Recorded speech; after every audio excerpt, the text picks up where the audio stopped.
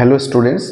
तो आज हम लोग पढ़ने वाले हैं क्लास 10 का फर्स्ट चैप्टर लाइट का second part refraction of light के बारे में। फर्स्ट पार्ट में हमने एक्सप्लेन किया था रिफ्लेक्शन ऑफ लाइट के बारे में। अगर आपने वो वीडियो नहीं देखा है तो आप जाके देख सकते हैं, कमेंट में मैंने वीडियो का लिंक दे दिया है।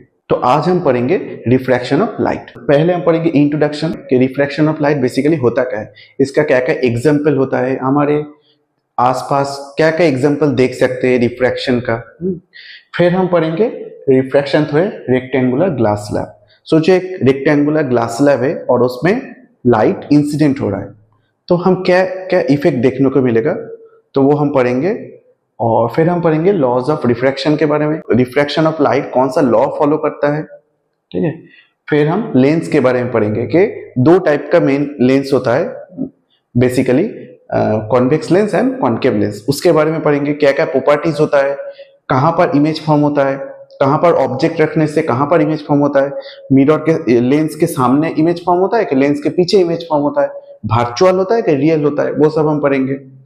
फिर हम पढ़ेंगे इमेज फॉर्मेशन बाय लेंस के लेंस का इमेज कैसे फॉर्म होता है।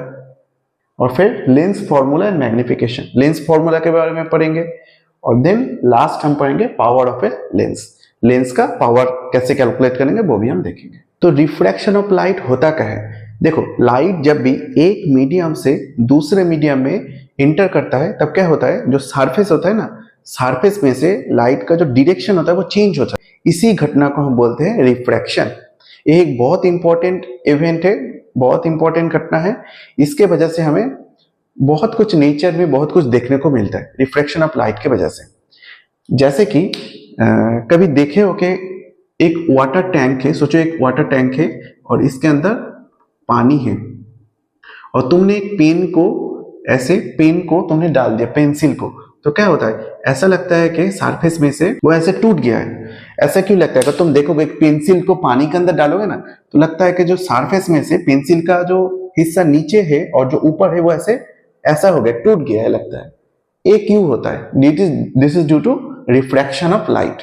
फिर देखो, जब सोचो एक वाटर टैंक है और इसमें पानी है, तो हमें क्या लगता है, अगर हम यहां से ऊपर से देखेंगे ना तो हमें लगता है जो पानी का जो नीचे वाला तल है ना, ये लगता है कि ऊपर आ गया, हमें लगता है कि ऊपर आ गया, जो तल है ये हमें लगता है थोड़ा हाइट इंक्रीज हो गया। ऐसा क्यों होता है, this is due to refraction of light. Refraction of light बहुत इंपॉर्टेंट फिनोमेना है, इसके वजह से हम देख पाते हैं। ह्यूमन आई कैसे काम करता है, हमारे ह्यूमन आई के अंदर लेंस रहता है, वो रिफ्रैक्शन ऑफ लाइट के ऊपर ही काम करता है। अगर रिफ्रैक्शन ऑफ लाइट नहीं होता हम किसी भी चीज को देख ही नहीं पाते, ठीक है।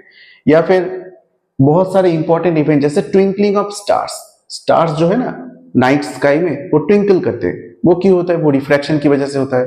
फिर जैसे रेनबो फॉर्मेशन, हमें रेनबो दिखने को मिलता है, वो भी रिफ्रैक्शन की वजह से होता है। तो ये सब बहुत अच्छे अच्छे घटना हमें देखने को मिलता है रिफ्रैक्शन की वजह से। जैसे प्रिज्म में से लाइट पास होने पर क्या होता है, लाइट पास होने के बाद वो सफेद लाइट को अगर एक प्रिज्म में से पास कराओगे तो 7 कलर में स्प्लिट हो जाता है।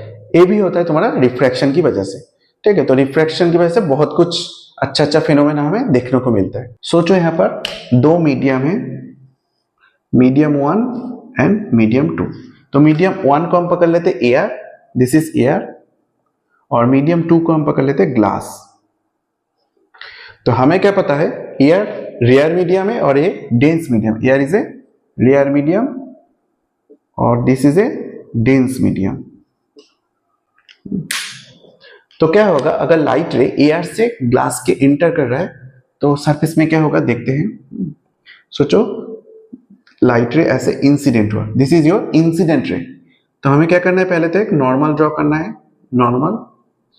तो लाइट रे जब रेयर मीडियम से डेंस मीडियम में जाता है तो क्या होता है, उसे जाना तो चाहिए था सीधा सीधा जाना चाहिए था, लेकिन वो बेंड हो जाता है, बेंड होके नॉर्मल के पास आ जाता है, ठीक है, इस तरफ। तो ये हो गया तुम्हारा incident ray, this is your incident ray and this is your refracted ray, and this is your incident angle I and this is your angle of refraction are.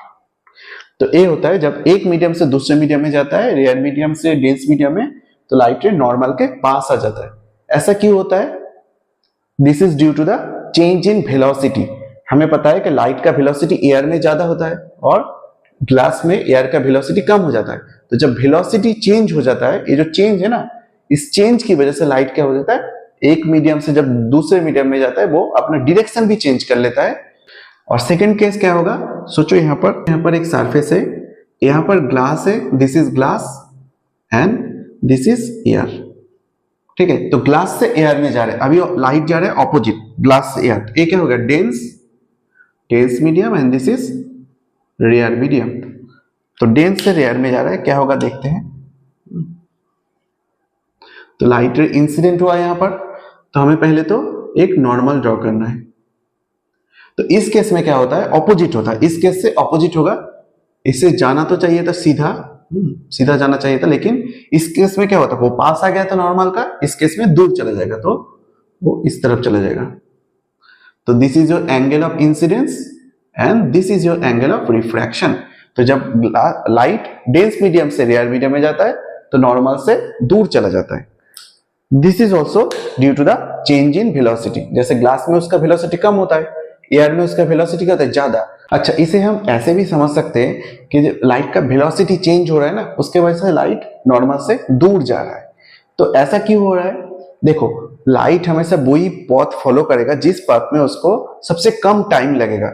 हम वही रास्ता फॉलो करते हैं ना, जिस रास्ते में हमें सबसे कम टाइम लगेगा, तो इसको बोलते हैं ऑप्टिकल पथ। देखो लाइट रे यहां से इस पॉइंट से, सोचो ये पॉइंट नंबर 1 है, दिस इज पॉइंट नंबर 2, तो 3 रास्ते से जा सकता है, एक तो सीधा जा सकता है और एक इस तरफ जाके इस तरफ जा सकता है।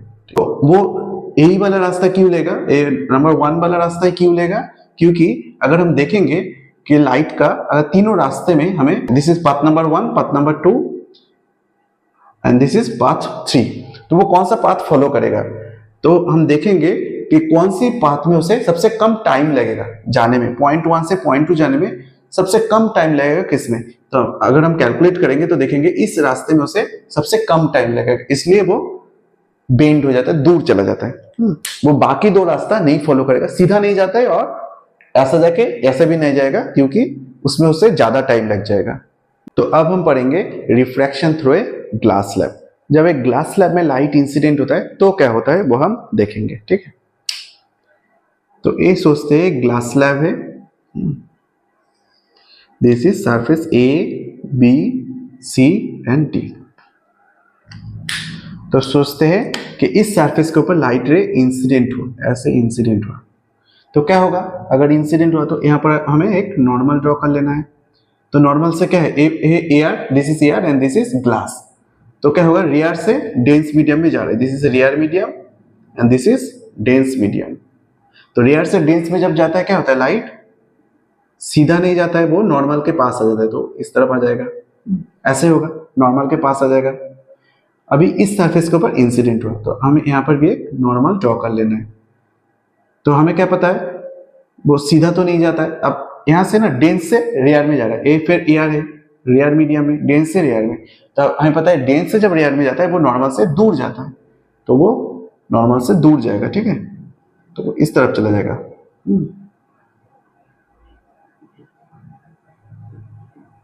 तो हम अगर कंपेयर करेंगे कि दिस इज, तो ये क्या होता है, इसे हम बोलते हैं इमर्जेंट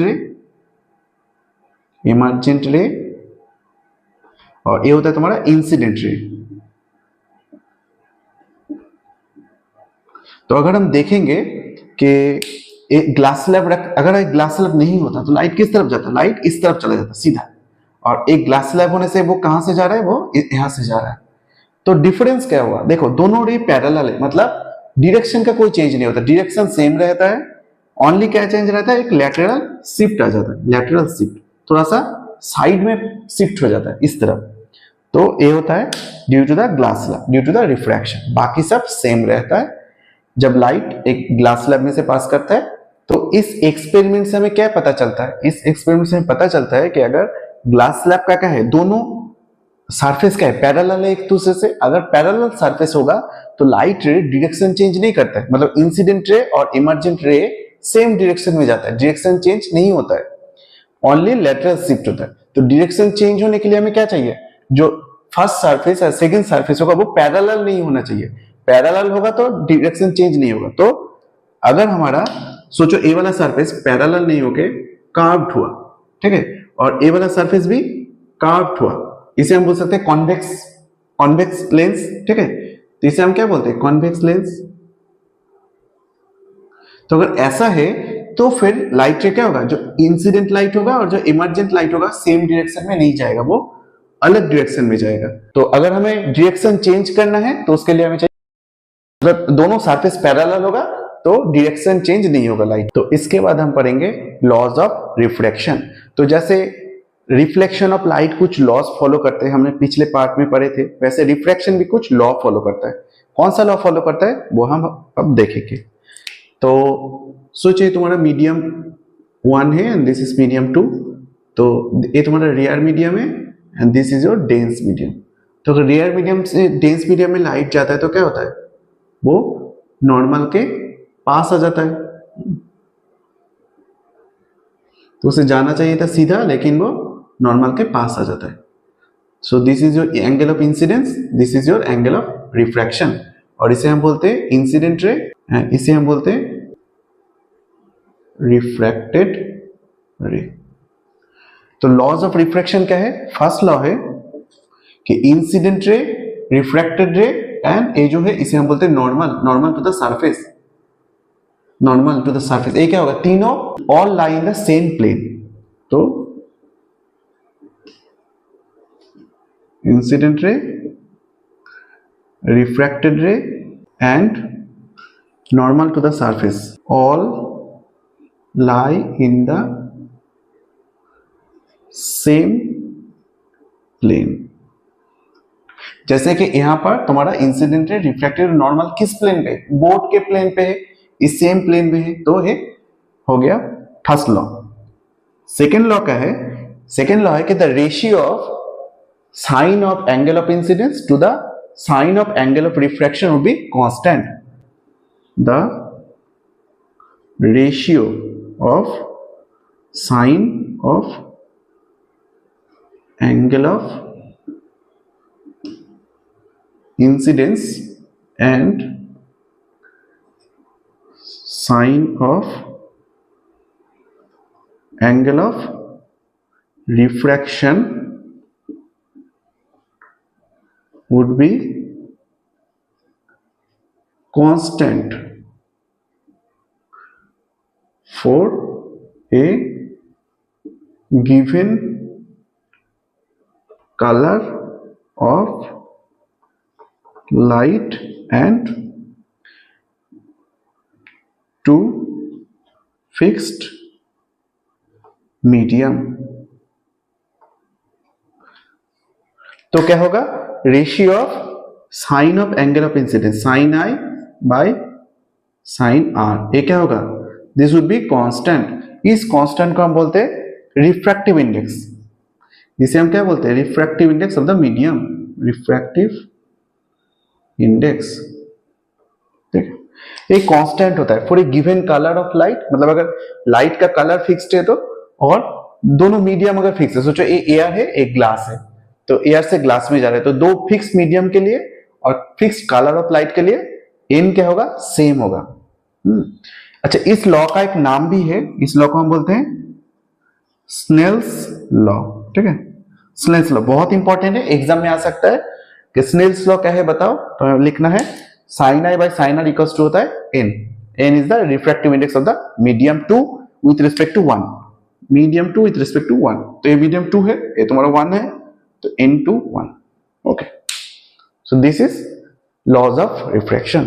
ये जो रिफ्रैक्टिव इंडेक्स है n टू 1, ये बहुत इंपॉर्टेंट है, ये डिफाइन करता है कि लाइट कितना ज्यादा बेंड होगा, जब एक मीडियम से दूसरे मीडियम में लाइट जाता है तो कितना ज्यादा बेंड होगा। इन रिफ्रैक्टिव इंडेक्स जितना ज्यादा होगा बेंडिंग भी उतना ज्यादा होगा। अगर रिफ्रैक्टिव इंडेक्स का वैल्यू होता है 1 तो बेंड नहीं होगा, सीधा चला जाएगा, एक मीडियम से दूसरे मीडियम में सीधा चला जाएगा। अगर n का वैल्यू बहुत ज्यादा होता है या बहुत कम होता है तो क्या होगा, लाइट उतना ज्यादा बेंड करेगा। ठीक है, तो हमें पता है कि लाइट क्यों बेंड करता है, चेंज इन वेलोसिटी की वजह से। लाइट का जो वेलोसिटी चेंज होता है जब एक मीडियम से दूसरे मीडियम जाता है, उसी की वजह से लाइट रिफ्रैक्शन होता है।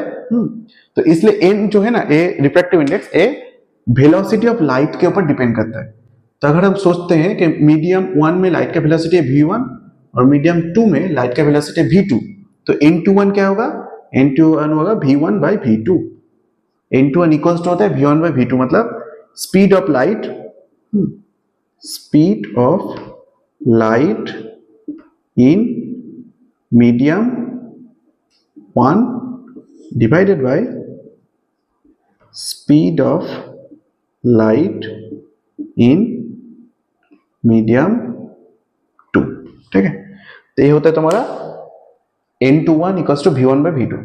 तो अगर तुम्हें कैलकुलेट करने बोले, सोचो कि रिफ्रैक्टिव इंडेक्स ऑफ एआर से ग्लास में जा रहा है, तो तुम्हें ग्लास का रिफ्रैक्टिव इंडेक्स कैलकुलेट करना है विथ रिस्पेक्ट टू एआर इन जीए। कैसे कैलकुलेट करोगे?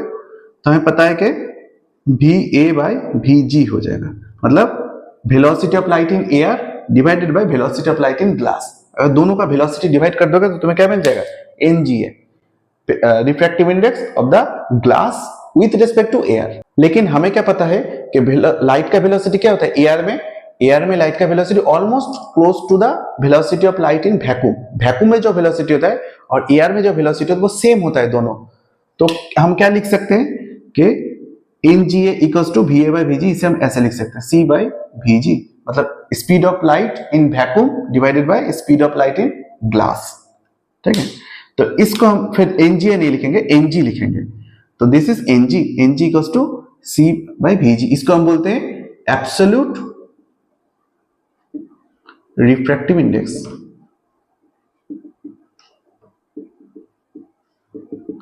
तो अगर दोनों मीडियम में से एक मीडियम एयर या वैक्यूम हुआ तो उस केस में क्या होता है? Ng एब्सोल्यूट रिफ्रैक्टिव इंडेक्स बन जाता है। लेकिन सोचो ऐसा है, एक मीडियम ग्लास है और एक है वाटर, वाटर में से ग्लास में जा रहा है, तो क्या होगा?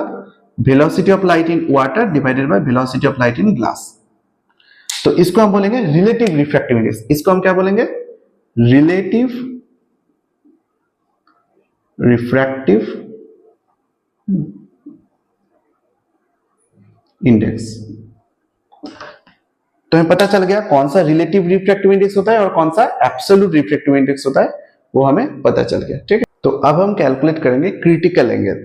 जब लाइट डेंस मीडियम से रेयर मीडियम में जाता है ना, तो एक एंगल के लिए लाइट क्या होता है? एकदम दोनों मीडियम का जो सरफेस है, सरफेस बराबर चला जाता है एक इंसिडेंट एंगल के लिए, उसको हम बोलते हैं क्रिटिकल एंगल। उससे ज्यादा एंगल ऑफ इंसिडेंस होगा तो क्या होगा? लाइट का इंटरनल रिफ्लेक्शन हो जाएगा, मतलब वो अपने रिफ्लेक्शन हो जाएगा, रिफ्रैक्शन नहीं होगा, उसको हम बोलते हैं क्रिटिकल एंगल। तो हम देखेंगे क्रिटिकल एंगल कैसे कैलकुलेट करते हैं दोनों मीडियम के लिए। ठीक है, सोचो ये तुम्हारा मीडियम 1 है, दिस इज डेंस मीडियम, और लाइट ए मीडियम 2 है, ये दिस इज रेयर मीडियम। तो डेंस से रेयर में जा रहा है। This is your incident light. तो हम क्या करेंगे? यहां पर एक नॉर्मल ड्रॉ करेंगे। तो हमें क्या पता है? लाइट रे सीधा नहीं जाता है, यहां से दूर चला जाता है। ठीक है, दिस इज योर रिफ्रैक्टेड रे, ये नॉर्मल से दूर चला जाता है। लेकिन अगर हम और इंसिडेंट एंगल को और इंक्रीज कर देंगे तो क्या होगा? और अगर यहां से ऐसे इंक्रीज होगा तो वो और ज्यादा दूर चला जाएगा, तो वो क्या करेगा? इस तरफ चला जाएगा। लाइट रेज जो होगा वो एकदम सरफेस बराबर चला जाएगा, सरफेस बराबर। तो रिफ्रैक्शन एंगल कितना हो जाएगा? फिर रिफ्रैक्शन एंगल हो जाएगा 90 डिग्री। तो हमें कैलकुलेट करना है कौन सा एंगल ऑफ इंसिडेंस के लिए तुम्हारा रिफ्रैक्शन एंगल 90 डिग्री हो जाएगा, एकदम सरफेस बराबर चला जाएगा, वो हमें कैलकुलेट करना है। कैसे कैलकुलेट करेंगे? हम पकड़ लेते इस मीडियम का रिफ्रैक्टिव इंडेक्स है n1, इस मीडियम का है रिफ्रैक्टिव इंडेक्स n2। तो देखते हैं, ये तुम्हारा एब्सोल्यूट रिफ्रैक्टिव इंडेक्स। ठीक है, एब्सोल्यूट। तो हम स्नेल्स लॉ अप्लाई करेंगे। स्नेल्स लॉ का एक ए बी फॉर्म में n1 sin i equals to n2 sin r। तो हम ऐसे भी लिख सकते हैं, this is also Snell's law. तो n1 sin i equals to क्या है? n2 और sin r क्या है? sin r मतलब एंगल ऑफ रिफ्रैक्शन, एक है 90 डिग्री, साइन 90 डिग्री। तो साइन 90 का वैल्यू क्या होता है? 1। तो ये हो जाएगा n2। तो साइन आई इक्वल्स टू क्या हो जाएगा? साइन आई इक्वल्स टू हो जाएगा n2 by n1। n2 by n1 को हम क्या लिख सकते हैं? हम n21 सेम होगा। n2 बाई n1 मतलब absolute index of medium 2 divided by absolute refractive index of medium 1। दोनों का जो रेशियो होता है वो इक्वल टू होता है relative refractive index of medium 2 with respect to medium 1, दोनों सेम होता है, ठीक है। तो फिर आई क्या हो जाएगा, angle of incidence I equals to sine inverse N two 1। तो इसको हम ऐसे भी लिख सकते हैं, sine inverse n2 by n1। तो n1 क्या है, n1 है डेंस मीडियम का रिफ्रैक्टिव इंडेक्स, n2 क्या है refractive index of the rare medium. तो इसे हम पकड़ लेते हैं एयर, जो रेयर मीडियम है उसको हम एयर पकड़ लेते हैं। तो एयर का रिफ्रैक्टिव इंडेक्स क्या होता है, ऑलमोस्ट क्लोज टू 1 होता है। एयर का जो रिफ्रैक्टिव इंडेक्स होता है वो ऑलमोस्ट 1 होता है। तो n1 को क्या करेंगे, n2 को 1 कर देंगे। तो n2 को 1 कर देंगे तो क्या होगा, i कॉस्ट हो जाएगा साइन इनवर्स 1 बाई n1। तो ये होता है तुम्हारा formula to calculate the critical angle. अगर एक डेंस मीडियम से एयर में जा रहा है तो क्रिटिकल एंगल का फॉर्मूला होगा ए वाला, अदरवाइज तुम्हें ए वाला फॉर्मूला यूज करना है, ठीक है, अदरवाइज ए वाला फॉर्मूला को यूज करना है। तो अगर लाइट क्या होगा, इससे ज्यादा एंगल में इंसिडेंट होगा ना, तो लाइट और सरफेस बराबर नहीं जाएगा, वो इस तरफ चले जाएगा, तो रिफ्लेक्शन हो जाएगा, कंप्लीट इंटरनल रिफ्लेक्शन हो जाएगा। इसे हम बोलते हैं टोटल इंटरनल रिफ्लेक्शन। तो फिर रिफ्रैक्शन नहीं होगा, ठीक है। तो हम देख सकते हैं जिसका रिफ्रैक्टिव इंडेक्स जितना ज्यादा होगा, जिस मीडियम का रिफ्रैक्टिव इंडेक्स ज्यादा होगा उसका क्या होगा, क्रिटिकल एंगल कम होगा, छोटा होगा। यही रीजन है कि तुम्हारा जो डायमंड होता है ना, डायमंड इतना साइन क्यों करता है। डायमंड का अगर कैलकुलेट करो रिफ्रैक्टिव इंडेक्स क्या होता है, डायमंड का रिफ्रैक्टिव इंडेक्स होता है 2.42। तो डायमंड का रिफ्रैक्टिव इंडेक्स सबसे ज्यादा होता है, बहुत हाई होता है। तो इसके वजह से क्या होता है, जो क्रिटिकल एंगल होता है ना आई, ये हो जाता है तुम्हारा 23 डिग्री से 24 डिग्री के बीच में। तो इतना छोटा होने से क्या होता है, अगर लाइट रे 23 डिग्री से ज्यादा एंगल में इंसिडेंट हो तो क्या होता है, वो टोटल इंटरनल रिफ्लेक्शन होता है, मतलब लाइट बाहर ही नहीं आता। तो एक बार जो लाइट डायमंड के अंदर चला जाता है वो अंदर ही इंटरनल रिफ्लेक्शन होता रहता है, बार बार रिफ्लेक्ट होता रहता है, वो बाहर नहीं निकलता। और जब फाइनली वो बाहर निकलता है उसका इंटेंसिटी बहुत ज्यादा होता है लाइट का, इसलिए डायमंड इतना चमकता है। तो एक क्वेश्चन आ सकता है कि डायमंड क्यों ग्लो करता है, शाइन क्यों करता है। तो उसका रीजन होता है कि डायमंड का रिफ्रैक्टिव इंडेक्स बहुत ज्यादा होता है, उसकी वजह से उसका क्रिटिकल एंगल जो होता है बहुत छोटा होता है। तो अगर इससे ज्यादा 23 और 24 डिग्री, तो इससे ज्यादा एंगल में अगर लाइट इंसिडेंट होगा तो डायमंड से लाइट बाहर नहीं निकल पाएगा, वो अंदर ही घूमता रहता है। तो कॉन्वेक्स लेंस क्या होता है, अच्छा देखो, अगर दो स्फेरिकल सरफेस ऐसे बाहर की तरफ बेंड हो तो उसे हम बोलते हैं कॉन्वेक्स लेंस। और लाइट रे क्या होता है, कॉन्वेक्स लेंस के ऊपर अगर लाइट रे ऐसे इंसिडेंट हुआ ना, तो लाइट रे इंसिडेंट होने के बाद कन्वर्ज हो जाता है, कन्वर्ज, तो एक जगह मीट करते हैं, इसको हम बोलते हैं, इसलिए कन्वर्जिंग लेंस भी बोलते हैं, कन्वर्जिंग लेंस, इसका और एक नाम है कन्वर्जिंग लेंस। और इसका एप्लीकेशन क्या होगा, एप्लीकेशन, तो कॉन्वेक्स लेंस का बहुत एप्लीकेशन होता है। जैसे एक होता है कि माइक्रोस्कोप, माइक्रोस्कोप में क्या होता है, कॉन्वेक्स लेंस का एक बहुत अच्छा एप्लीकेशन है कि कोई भी छोटा इमेज को ना बड़ा करके देखने के लिए तुम्हें कॉन्वेक्स लेंस यूज कर सकते हो। जैसे मैग्नीफाइंग ग्लास, मैग्नीफाइंग ग्लास में भी होता है, मैग्नीफाइंग ग्लास, माइक्रोस्कोप, फिर हो गया टेलीस्कोप, और किस में आता है, हमारा आई लेंस भी होता है। तो आई करेक्ट करने के लिए, आई लेंस करेक्ट करने के लिए तो हाइपरमेट्रोपिया, हाइपरमेट्रोपिया, तो इसको करेक्ट करने के लिए तुम्हें क्या चाहिए, कॉन्वेक्स लेंस। तो ये सब है, माइक्रोस्कोप, मैग्नीफाइंग ग्लास, टेलीस्कोप, और क्या होता है, कैमरा में यूज होता है, कैमरा। तो बहुत सारा एप्लीकेशन होता है कॉन्वेक्स लेंस का। ओके, इसके बाद हम पढ़ते हैं कॉनकेव लेंस। कॉनकेव लेंस क्या होता है, कॉनकेव लेंस में दोनों सरफेस ऐसे अंदर की तरफ बेंड होता है। तो इसमें अगर कोई लाइट रेस इंसिडेंट हो रहा है ना, तो क्या होता है, वो दूर चला जाता है, दूर, ऐसे दूर चला जाता है। तो लगता है कि भाई पॉइंट से आ रहा हो, अगर पीछे बेंड करोगे तो पॉइंट पे मीट करेगा, लग रहा है कि इस पॉइंट से आ रहा है, लेकिन वो दूर चला जाता है। तो इसके हम क्या बोलते हैं, डाइवर्जिंग, डाइवर्ज कर जाना, इसलिए इसका और एक नाम भी है डाइवर्जिंग लेंस, ठीक है, डाइवर्जिंग लेंस। और इसका एप्लीकेशन क्या होगा, एप्लीकेशन इसका होता है, एक होता है तुम्हारा दूर का चीजें देखने के लिए, तो मायोपिया, मायोपिया करेक्शन करने के लिए तुम्हें चाहिए कॉन्केव लेंस। और क्या चाहिए, और टेलीस्कोप, ये सब वगैरह में यूज होता है, टेलीस्कोप ये सब में भी यूज होता है थोड़ा बहुत। मतलब कॉन्केव लेंस का उतना यूज नहीं है, कॉन्वेक्स लेंस का ज्यादा यूज होता है। ओके, तो सोचो ये है हमारा कॉन्वेक्स लेंस। तो ये क्या है, दोनों तरफ एक स्फेरिकल सरफेस होता है और बीच में थिक होता है और दोनों साइड पे नैरो हो जाता है, थिन। तो ये भी एक स्फीयर का पार्ट होता है ना। ये क्या है, ये सरफेस एक, अगर हम एक्सटेंड करेंगे तो एक स्फीयर निकलेगा। तो स्फीयर का क्या होगा, एक सेंटर भी होगा, तो उसे हम बोलेंगे सी, सेंटर ऑफ कर्वेचर। सिमिलरली ये भी एक स्फीयर का पार्ट है, this is also a part of A sphere. तो इसके अगर आप सेंटर को देखेंगे तो इसका सेंटर को हम बोलेंगे centre of curvature C1 and this is C2। अगर दोनों को ऐड कर देंगे ना, C1 एंड C2 को कनेक्ट कर देंगे तो क्या मिलेगा हमें, ये है हमारा principal axis, principal axis, this is our principal axis. और इसके बीच में रहता है centre of curvature and lens का बीच में जो होता है इसे हम बोलते हैं ऑप्टिकल सेंटर। इस पॉइंट को बोलते हैं ऑप्टिकल सेंटर।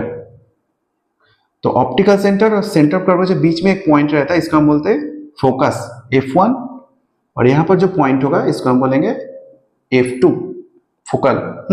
और इस डिस्टेंस को हम बोलेंगे फोकल लेंथ, ये भी होगा तुम्हारा फोकल लेंथ। ओके, तो दो क्यों है, क्योंकि दो स्फीयर है ना, तो दो स्फीयर का दो सेंटर ऑफ कर्वेचर रहेगा, इसलिए दो फोकल लेंथ होता है। अगर इस तरफ से लाइट रे आ रहा है तो आफ्टर रिफ्रैक्शन क्या होगा, इस पॉइंट्स में मीट करेगा। अगर उस तरफ से लाइट रे आ रहा है तो आफ्टर रिफ्रैक्शन इस पॉइंट पे मीट करेगा, इसलिए दो फोकल लेंथ रहता है, दो सेंटर ऑफ कर्वेचर रहता है। इस लेंस में इमेज फॉर्मेशन हम कैसे कैलकुलेट करेंगे, कहां पर इमेज फॉर्म होगा, तो उसके लिए ना कुछ मेथड है। 3-4 लाइट रेज है, तो हमें उसमें से कोई भी 2 लाइट रेज तुम फॉलो कर सकते हो, ठीक है। वो जहां पर मीट करेगा वहीं पर इमेज फॉर्म होगा। एक तो होता है तुम्हारा parallel to the principal axis, एक लाइट रे होता है parallel to the principal axis. तो जो भी लाइट रे पैरेलल होता है वो क्या होता है, आफ्टर रिफ्रैक्शन, रिफ्रैक्शन के बाद कहां से पास करेगा, वो फोकस से। तो आफ्टर रिफ्रैक्शन ये फोकस से पास करेगा, ये होता है रे नंबर 1। और दूसरा रे कौन सा होता है, और दूसरा क्या होगा, लाइट रे जब फोकस से पास करता है, सोचो कोई लाइट रेस फोकस से पास कर रहे हैं, तो फोकस से पास करने के बाद क्या होता है, वो पैरेलल हो जाता है, parallel to the principal axis. तो इस तरफ चला जाता है ऐसे, parallel to the principal axis. ये हो गया तुम्हारा रे नंबर 2।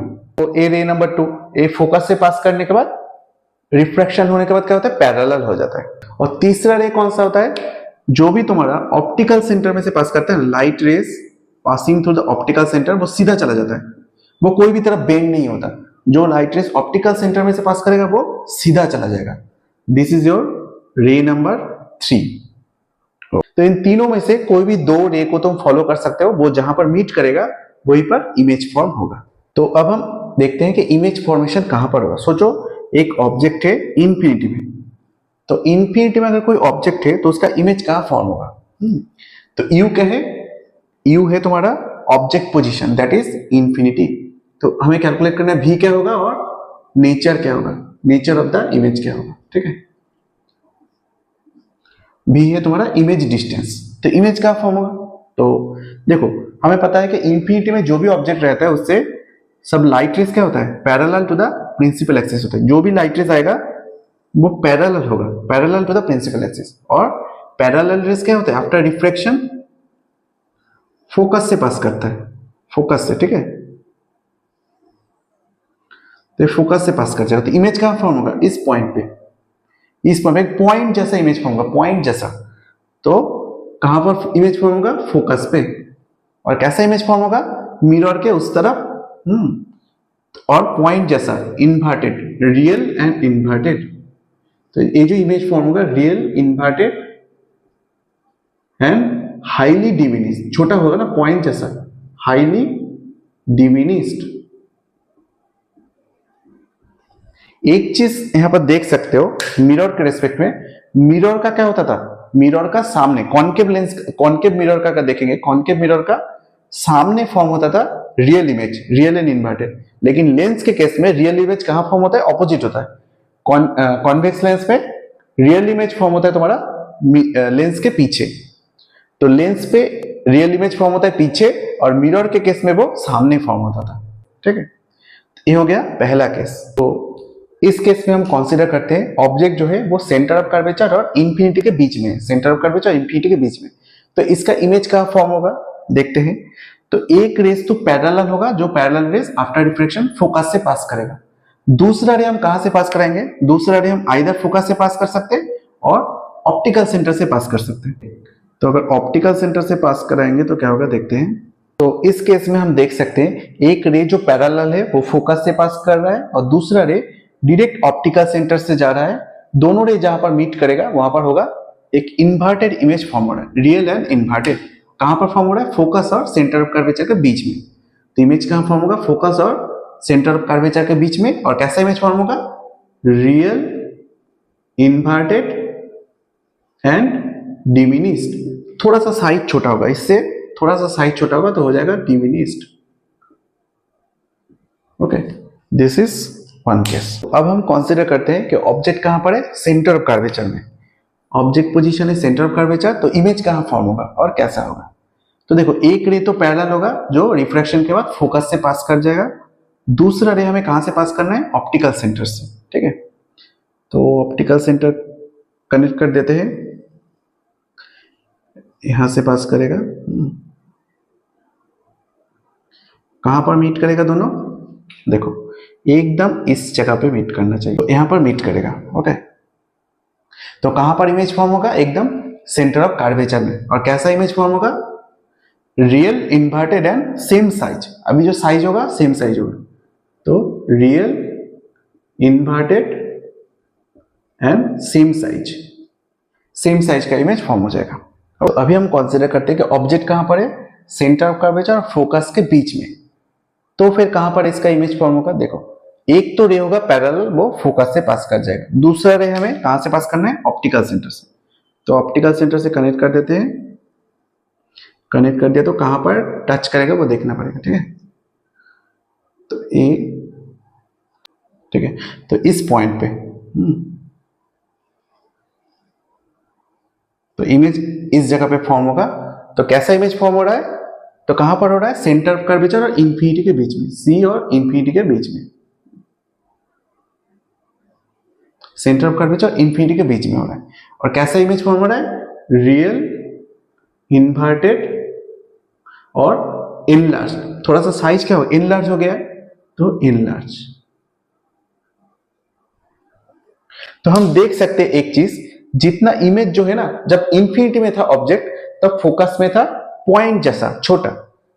धीरे धीरे जो ऑब्जेक्ट पास में आ रहा है, जब सेंटर ऑफ कर्वेचर में आया तब उसका साइज इंक्रीज हो गया सेम साइज में। जब object centre of curvature cross कर गया उसका साइज इंक्रीज हो गया। तो क्या हो रहा है? धीरे धीरे साइज बड़ा हो रहा है। जितना हमारा ऑब्जेक्ट पास आ रहा है लेंस का, उतना क्या हो रहा है? इमेज पीछे जा रहा है, दूर जा रहा है और साइज में इंक्रीज कर रहा है। ठीक है, तो एक हम नेचर देख सकते हैं। अगर क्वेश्चन आया कि ऑब्जेक्ट को हम अगर लेंस के पास लेके आ रहे हैं धीरे धीरे इंफिनिटी से, तो इमेज का क्या चेंज होगा? तो हमें बताना है इमेज का साइज बड़ा होगा, इंक्रीज होगा और वो लेंस से दूर जाएगा, एक कॉन्वेक्स लेंस के लिए। ठीक है, तो अब हम कैलकुलेट करेंगे, अगर ऑब्जेक्ट फोकस में है, ऑब्जेक्ट कहां पर है? फोकस में, तो कहां पर इमेज फॉर्म होगा देखते हैं। तो एक रे तो पैरेलल फोकस से पास कर गया, दूसरा रे हमें ऑप्टिकल सेंटर से पास करना है। ठीक है, ऑप्टिकल सेंटर से अगर पास कुछ इस तरह हो जाएगा।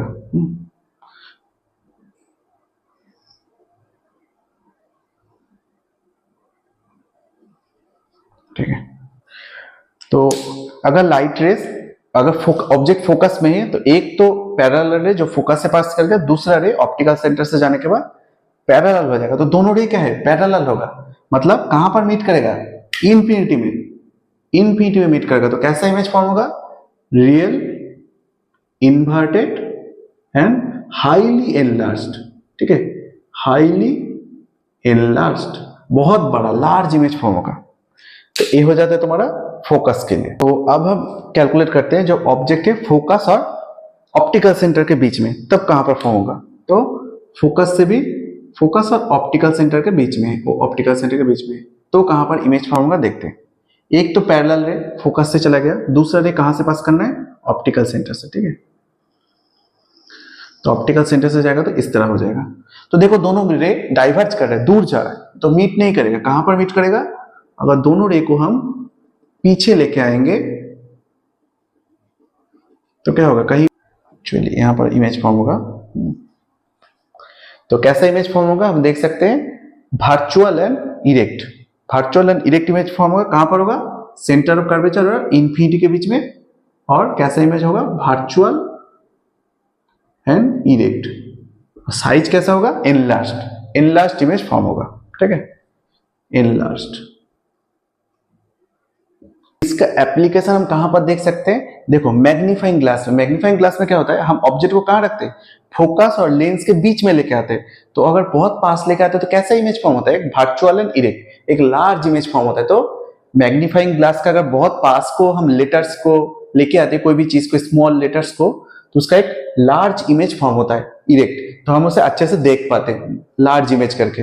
तो ऐसे मैग्नीफाइंग ग्लास काम करता है, ठीक है। तो मैग्नीफाइंग ग्लास को हमें अच्छे से देखने के लिए क्या होगा, ऑब्जेक्ट को कहां रखना पड़ेगा, फोकल लेंथ और ऑप्टिकल सेंटर के बीच में, जितना पास तुम लेके आ सकते हो, ठीक है। तो ऐसा होता है हमारा कॉन्केव लेंस।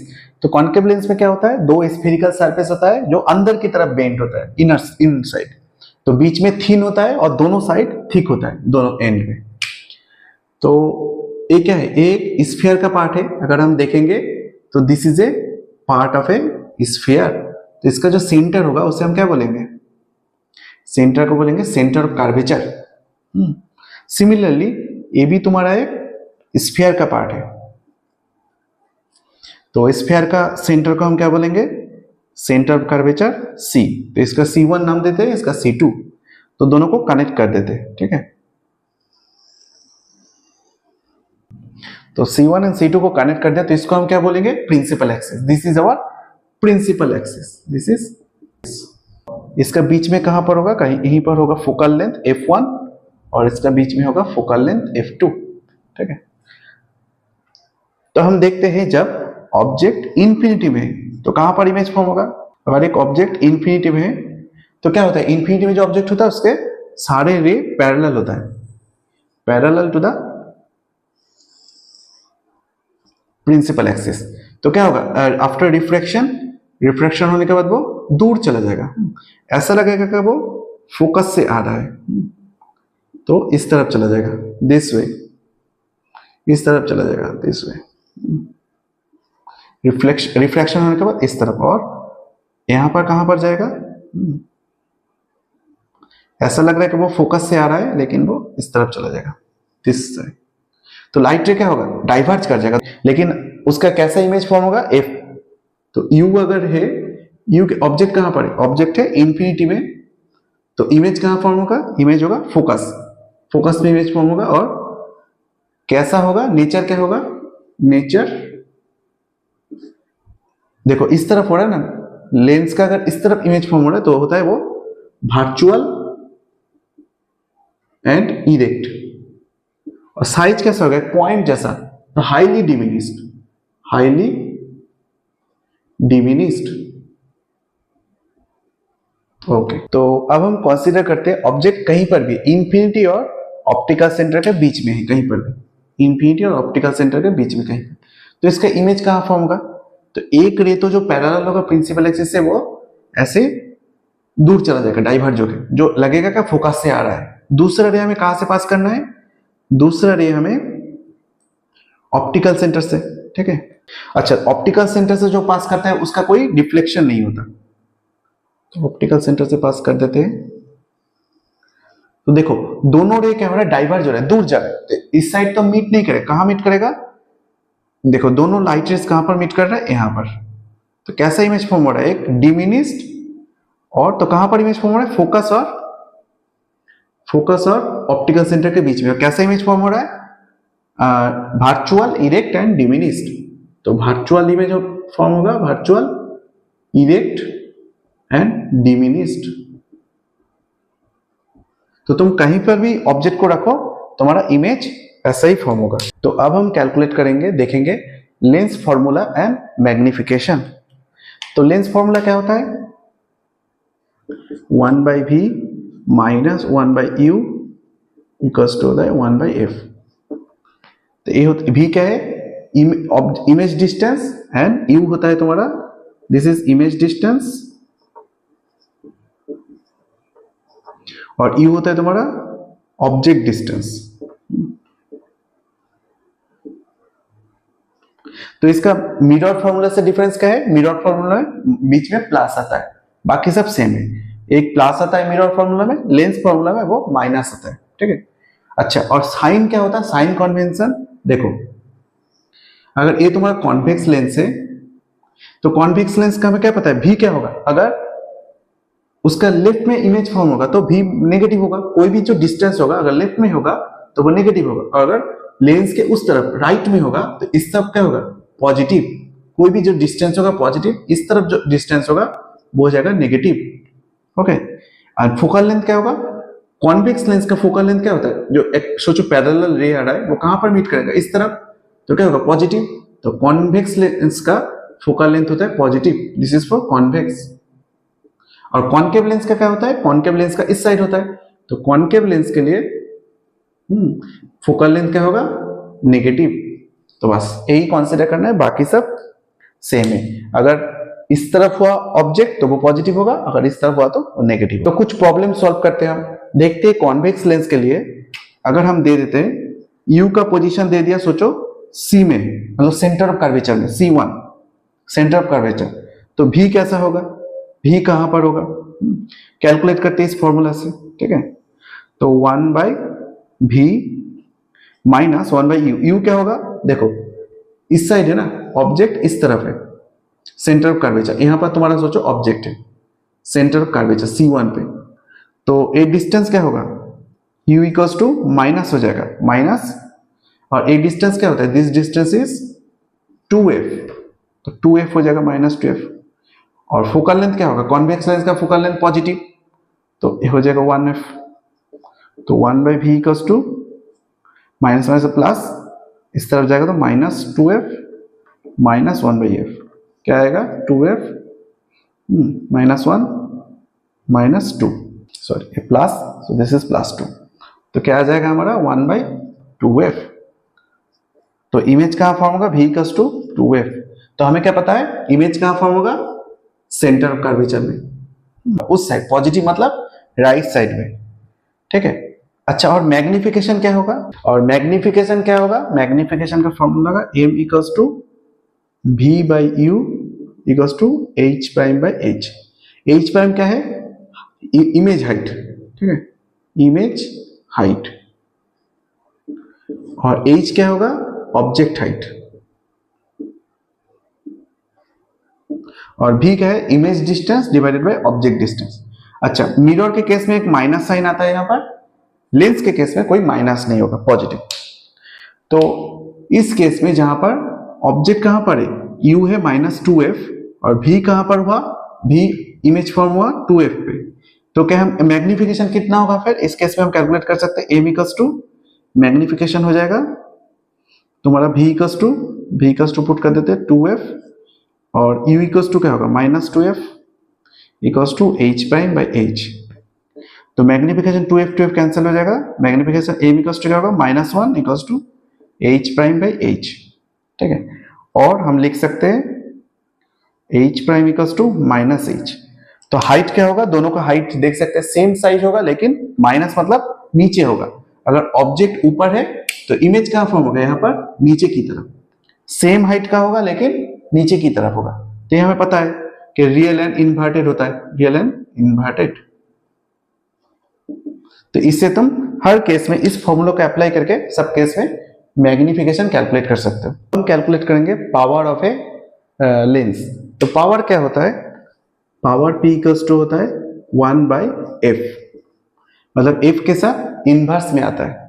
ओके, तो f क्या है? Focal length. तो फोकल लेंथ जितना छोटा होगा उसका पावर उतना बड़ा होगा। सोचो इस लेंस का फोकल लेंथ यहाँ पर है, तो क्या होगा?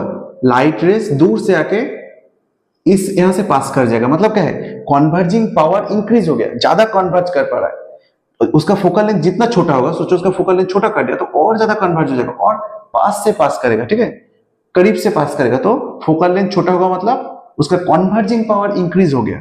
और अगर फोकल लेंथ इंक्रीज हो गया, फोकल लेंथ अगर ज्यादा हो गया तो वो दूर से पास करेगा, मतलब कन्वर्जिंग पावर डिक्रीज हो गया, पावर डिक्रीज हो गया ना, दूर से पास कर रहा है। तो पावर क्या होता है 1/f फोकल लेंथ, ओके। और हमें क्या पता है कॉन्वेक्स लेंस का फोकल लेंथ होता है पॉजिटिव, तो पावर भी होगा पॉजिटिव। कॉन्केव लेंस का क्या होता है, कॉन्केव लेंस का एफ होता है नेगेटिव, फोकल लेंथ होता है नेगेटिव, तो पावर क्या होगा, पावर होगा उसका नेगेटिव, पावर भी होगा नेगेटिव, ओके। तो हम देख सकते हैं कि लेंस का अगर पावर पॉजिटिव हुआ तो हो जाएगा कॉन्वेक्स लेंस, और पावर अगर नेगेटिव हुआ तो हो जाएगा कॉन्केव लेंस, ओके। और पावर का यूनिट क्या होता है, पावर का यूनिट होता है डायोप्टर, और फोकल लेंथ एफ होता है मीटर में। अगर सेंटीमीटर में लिखना है तो इसे ऐसे लिखना है 100/f, इसे अगर सेंटीमीटर में लिखना है एफ को, ठीक है, तो अगर मीटर में होगा तो वो 1/f होगा पावर का फॉर्मूला, ओके। This is